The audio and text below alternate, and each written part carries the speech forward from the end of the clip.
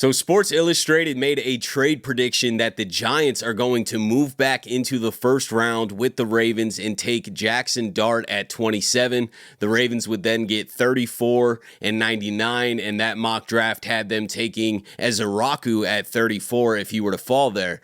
And obviously, this is just a trade prediction. There's a lot of predictions out there. There's a lot of buzz about Mark Andrews potentially being traded at the draft, Odafe Oweh I'm seeing. And it really just got me thinking that the Ravens are in one of the most advantageous positions at the draft that I can remember. They have 11 draft picks. They have a couple really, really quality players that are on expiring contracts that are always kind of, at risk of being traded in the draft.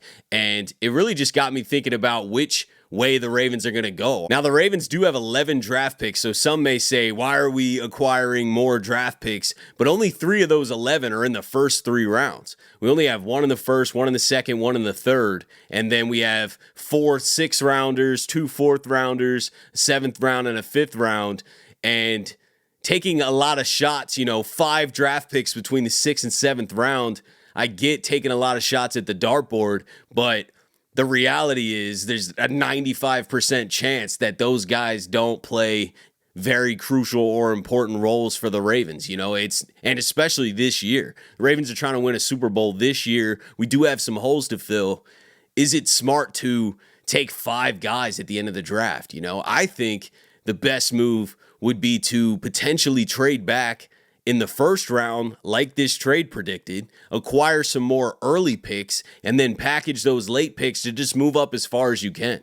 I'm not saying you package all of them, but maybe you could send 3 6th rounders and a 7th round and pop back into the early 5th round or late 4th round, because you're not going to get a great return for those late draft picks. But I think it's paramount that the Ravens get as many shots as they can in the first 4 or 5 rounds rather than have half their draft picks in the 6th or 7th round. I don't think we have the roster space to draft 11 guys where 5 of them are 6th and 7th round picks. There's going to be people that don't make the team. You put a guy on a practice squad, recent 6th round pick, he's at risk of getting claimed by another team who had 6 draft picks or something, so it doesn't really make a lot of sense to draft 11 guys when the majority of them are coming at the end of the draft. So this trade does make some sense. Now, I don't mind staying at 27 either, but it opened my mind to think that we could acquire more early picks by moving back, and I think this draft is best suited to acquire as many early picks as you can, because we can really find a lot of quality starters. But at least if you're drafting a chunk of guys in the first, second, third, 4th round, they have a high chance to at least be in some kind of rotation and see some minutes on the field this year and help the Ravens compete this year. So this trade to me does make sense, especially if we can land an Ezeraku at 34. I don't know if he'd fall that far. I love his game. I think he could definitely go early. I think he might not even be there at 27, but it just opened my mind to the fact that the Ravens do have a lot of options. And there's a lot of buzz recently picking up about Mark Andrews again. I know that's probably just because it's draft time. Flipping Mark Andrews for a 2nd or 3rd round pick also does make sense. Can they get that offer though? I don't know. I think they didn't trade him earlier in the offseason because they didn't get that kind of offer. They didn't get a 2nd or 3rd round pick, but getting really close to the draft, especially on draft day, those conversations always heat up. Teams are like, okay, we'll give a 2nd or 3rd for Mark. We need a great starting tight end. And Mark is still great, man. And I do not mind keeping him either. I would actually say odds are we do keep him. If I had to make a prediction or what my gut's telling me, the Ravens are keeping Mark Andrews this year. They're letting him play out this final year. They already paid him the $4 million roster bonus. I would say Mark Andrews is staying, but we definitely can't rule out the fact that if there's going to be a player from the Ravens traded on draft day, it is most likely Mark Andrews. I've been hearing some Odafe Oweh. I get it that he's in his final year. I get we might not pay him. I totally understand that. But man, we would wreck our pass rush room if we did trade him. Now, if we trade him for a 1st round pick, then maybe. If you can get a 1st for Odafe and then avoid paying him 20 plus million and end up drafting your future edge in the 1st round, and you also still have your 27th pick, that might work out. We traded Hollywood Brown and ended up flipping him for Tyler Linderbaum. We do need an edge, though. I don't think we can trade Odafe and then just like not draft an edge in the first round. We would deplete our pass rush room. The all-in move for this year would not be to trade Odafe Oweh. The beneficial future move could be to trade Odafe Oweh if you could get a first-round pick, and trade Mark Andrews if you could. Those would probably benefit the Ravens the most next year and the year after. But this year, to win a Super Bowl right now, it's probably most beneficial to keep Mark Andrews and Odafe Oweh on the roster, because free agency is pretty much over, at least when it comes to big contracts. The Ravens' big contract this offseason was Ronnie Stanley. They don't have much money to go spend on more free agents. They have 11 draft picks. We'll see what they end up taking it with those picks, but regardless, the Ravens are probably going to add a couple late vet off-season signings in free agency like we did with Oweh, and then we're going to draft guys, and that's it. We're not going to have some big ticket, big expensive free agent contract, so I don't really see the Ravens needing to clear a ton of money at this point unless some crazy opportunity comes up. But they have a lot of flexibility, and that's what this trade idea really sparked in my mind, and kind of what I wanted to come on here and talk about is we have so many options. I don't know if moving up in the first round is the best move. Unless you're moving way up, but then you got to mortgage future picks too, like next year's first rounder if you're moving up, in the top 15 or something like that. But I really don't see a huge benefit of the Ravens moving up a couple spots because they don't have a lot of early ammunition to do that. You really can't afford to give up your second or third rounder. And the 6th round picks, you got 4 of them. They just don't hold a lot of weight. So I don't really see the Ravens moving up. If anything, I see the Ravens moving back and then possibly moving up later on day 2 or 3, packaging a bunch of those late picks to move up. That makes a lot more sense to me. But the best move for the Ravens to win a Super Bowl right now is to pretty much just stay put and draft as many guys as you can in those earlier rounds. That is the best option for the Ravens this season. Keep Mark Andrews, keep Odafe Oweh, but I totally get forward thinking. And the Ravens have done this before. It wouldn't shock me if Mark does get moved. And I don't think we drop off a ton in the tight end room. And I love Mark, man. I am not sitting here saying trade Mark.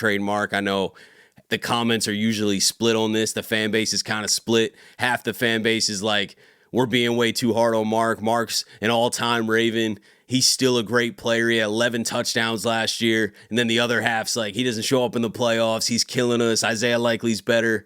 I hear both sides, man. There are great points to both sides. I think the Ravens benefit most by keeping a deep, talented roster this year. And that would be to keep Mark Andrews on the roster. But it's not an awful move either if you could trade Mark Andrews for a 2nd or 3rd round pick. I wouldn't do anything later than that. I don't think it's worth it. You're going to end up getting a comp pick back for him next year anyway, probably a 4th rounder depending on the contract size. But I don't think it's worth trading him for a 4th rounder. It's got to be a 2nd or 3rd rounder, and odds are he doesn't get traded. But the Ravens could move back a few spots like this trade with the Giants and acquire another 3rd round pick. I think that's a great move. And then we don't need to draft 12 guys. We need to package some of those 6 rounders, try to move back into the 5th or 4th round and keep taking more shots. And the Ravens have shocked us before. They've been aggressive on draft day, whether that's trading players, whether that's moving back into the 1st round when they want to. Like I said earlier, they traded Hollywood Brown a few years ago for a 1st round pick. A few years before that, they traded back into the 1st round and changed the entire franchise by drafting Lamar Jackson. The Ravens aren't afraid to pull the trigger and make a move when see fit. Speaking of that Lamar trade, Bill Belichick spoke out and said that was a huge mistake, which is obvious. I'm sure everyone feels that way, but at least he was man enough to admit that. I respect him coming out and saying it's a massive mistake that we passed on Lamar Jackson. I mean, he probably still would have been coaching the Patriots, and the Patriots would have been Super Bowl contenders like the Ravens are if they would have drafted Lamar Jackson. Every team's got to feel that. They're filled with that regret, but the Ravens were forward thinking. That was a massive, massive trade. And I also saw on Bleacher Report that Lamar Jackson trade in 2018 is in the top 10 of the best NFL draft day trades of all time. I mean, the Ravens made history by just trading back into the 1st round at the very end of the 1st round. And it really shows you that they're not afraid to make a move when needed. I think if anything, we need more second and third round picks. Whatever we got to do to get more second and third round picks, because there are a lot of starters. This is a deep draft, but it's not a super top heavy draft. And I feel like a lot of the guys in the 20s, obviously a freak could fall for sure. It happens a lot. I mean, Nate Wiggins shouldn't have fell to where he fell last year. There definitely could be a guy who falls that we just have to capitalize on. But there also could be a situation where all the guys sitting at 27 are kind of equivalent on the board to the guys that would be there at 37. And it makes a lot of sense for a team like the Giants who need a quarterback to use that situation and be like, yeah, come up, draft Jackson Dart or whoever you want to draft, and we'll stack up second and third rounders. And I just don't think that's a bad move at all. Get as many early shots as you can, because that's going to help the team now and in the future. Having a ton of late picks does not help the team now. Maybe a little on special teams. Maybe you get a Sanusi Kane again and, he shines on special teams, and maybe he can develop into a rotational player on defense. I wouldn't be against that. I love the way he plays, but it's not going to happen in year one, as we just saw with the Sanusi Kane. A few years ago, we had 11 picks, but most of those were in the fourth round. So you were able to get some Isaiah Likely's and Charlie Kohlers, and you were able to stack that fourth round up. But you're not going to hit at the same type of rate in the sixth round. Maybe you hit on one, but I don't really love taking 5 guys between the 6th and 7th round. I just think that's too many guys. We're going to end up, half of them aren't even going to make the team. They're going to get claimed off practice squad. The Ravens are just not going to use those guys. And if an offer comes that blows you away for Mark Andrews or Odafe Oweh, you strongly consider that too. I really would not trade Oweh unless it's for a first-round pick. And even that's going to hurt us this year, because I think Odafe Oweh is going to have his best season of his career this year.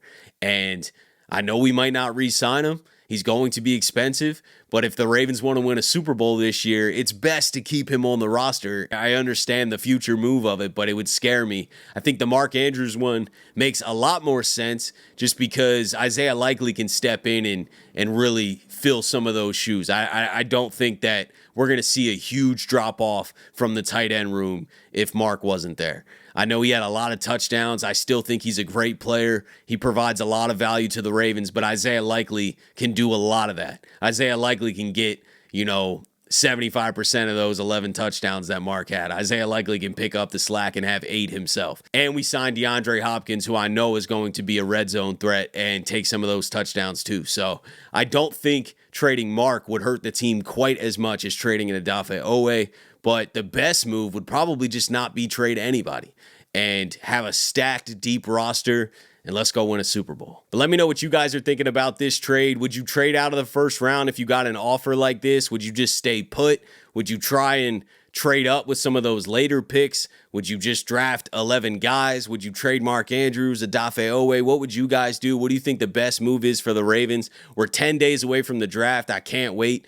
Time is moving slow, man. There is nothing to talk about. I've been doing draft regrades for you guys, but the views have been awfully low. It has been tough out here in YouTube land, but I get it. It's the off season. There's just not much going on. I'm going to keep doing the draft regrades though. Next up, we got 2018 class. We talked about a lot of that in this episode. The Ravens changed their franchise in 2018, so I can't wait to dive into that. And I'm going all the way to 96. So I think this will be a cool series throughout the offseason. If you guys, aren't watching them episode by episode and you just want to catch up later, that's cool too. If you're not interested in them, because I know the click-through rate's really low. There's not a lot of people clicking on these draft regrades, and that's cool too, man. It's fine. I'm just trying to put out different content and entertain you guys, and especially when there's not much to talk about. But it'll pick up. It always does. Right after the draft, we got rookie mini camp. Rookies will be coming in. We'll get to see what they look like and get their jersey numbers and all that. And then mini camp and training camp, preseason, regular season will be here before we know it. But I feel like we are crawling right now. It is definitely boring out here, man. It's very boring. But I just wanted to come on here and say what's up to you guys, talk a little bit about these draft trades and kind of what makes sense. Let me know what you guys are thinking. Appreciate you as always for tuning in to another episode of the Flock Rundown. Have a beautiful rest of your day, and I'll let the greatest linebacker in the history of the game take us out. Ravens Flock. The Flock Rundown is the place to be. My man Ryan has been a lifelong Ravens fan since he was born. The Flock Rundown. Nothing gets better than waking up and wondering how high we can fly. Tune in. Motionless brainwaves attempt to swim their way to sense, can't tame the untamed.